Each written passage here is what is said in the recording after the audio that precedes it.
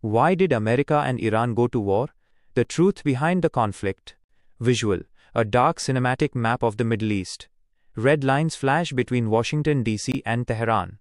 Dramatic, low-frequency bass drops.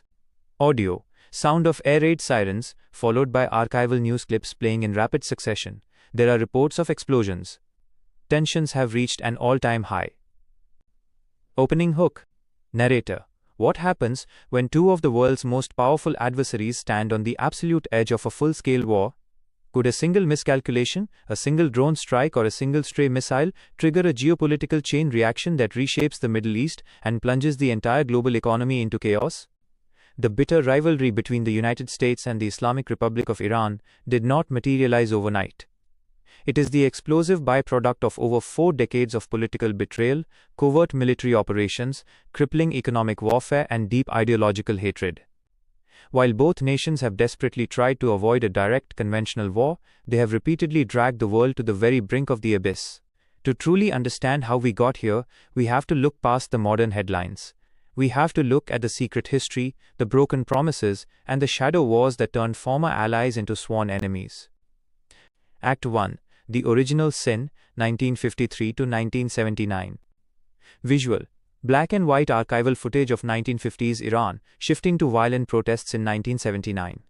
Narrator: to understand Iran's deep-seated anger toward Washington, we must travel back to 1953. Most people think the conflict started in 1979, but the seeds were planted much earlier. In 1953, Iran's democratically elected Prime Minister Mohammad Mossadegh decided to nationalize the country's vast oil fields, taking control away from British corporations.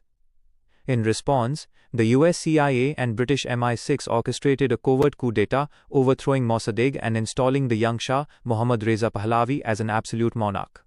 For the next 26 years, the Shah ruled Iran with an iron fist, backed entirely by American money and military hardware. While the elite prospered, regular Iranians faced brutal oppression by the Shah's secret police.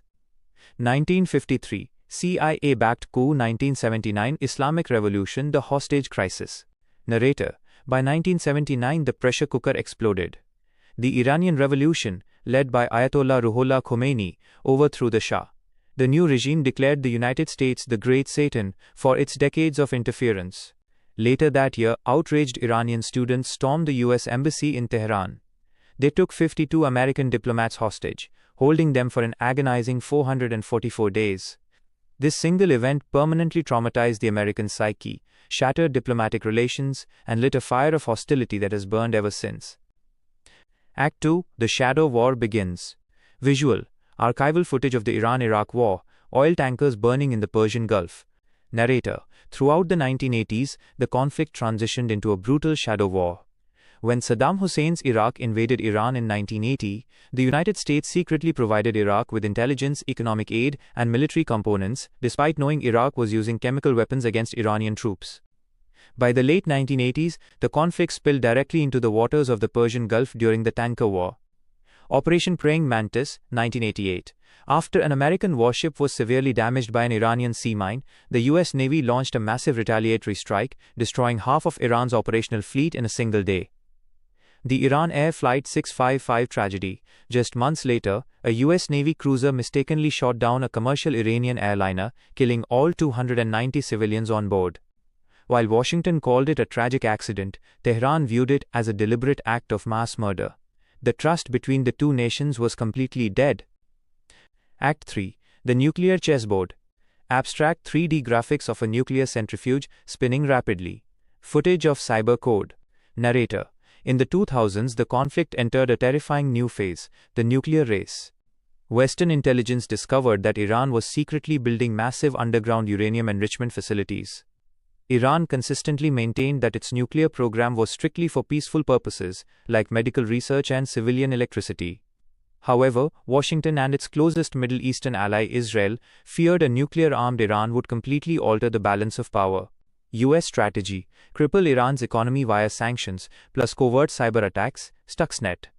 Instead of launching conventional bombs, America and its allies launched Stuxnet, a highly sophisticated cyber weapon that physically destroyed Iranian nuclear centrifuges. Simultaneously, Washington unleashed a brutal campaign of economic sanctions. By cutting Iran off from the global banking system and blocking its oil exports, the US crippled the Iranian economy. Inflation skyrocketed, the currency collapsed, and everyday Iranian citizens bore the devastating financial brunt. Act 4. The Proxy Battlefield and the Fatal Strike. Visual.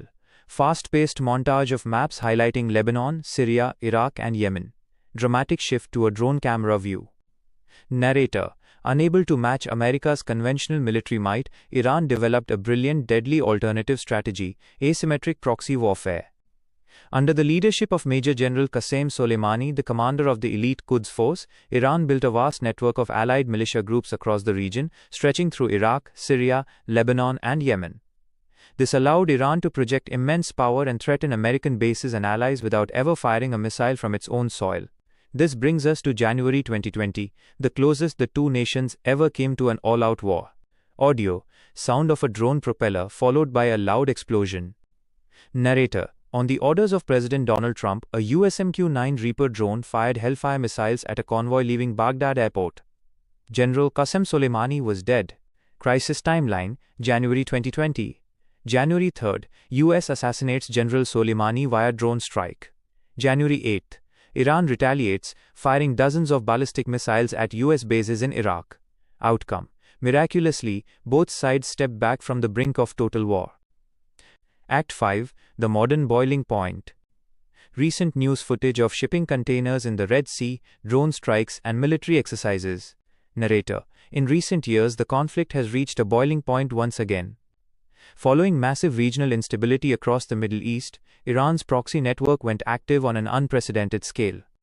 From Houthi rebels targeting international shipping lanes in the Red Sea, to drone strikes hitting remote American outposts in Jordan and Syria, the shadow war has completely burst into the light. With every retaliatory strike launched by the US military, the international community holds its breath, asking the ultimate question: why haven't they gone to a full-scale conventional war? The answer is simple: mutually assured economic ruin. An all-out war would require hundreds of thousands of US troops, cost trillions of dollars, and risk thousands of lives. For Iran, a direct war would mean the total destruction of its infrastructure and regime stability. Furthermore, Iran holds a geographic trump card: the Strait of Hormuz. The global choke point: roughly 20% of the world's petroleum passes through this narrow strait. If Iran were to block it during a war, global oil prices would skyrocket overnight, stock markets would crash, and the global economy would be thrown into a massive depression. Conclusion: the camera slowly zooms out from the globe, leaving the Middle East in high relief. The music softens into a thought-provoking, serious tone. Narrator: the conflict between the United States and Iran is not just about a single drone strike, a rogue missile, or a broken treaty. It is a deeply complex 40-year chess match defined by pride, historical trauma, and a bitter struggle for regional dominance. While both sides have shown a remarkable ability to step back from the edge of total destruction, the margin for error grows smaller every single day. Whether future leaders choose the arduous path of diplomacy or the explosive path of escalation will decide if this rivalry remains a Cold War or becomes the most devastating conflict of the 21st century. Outro screen.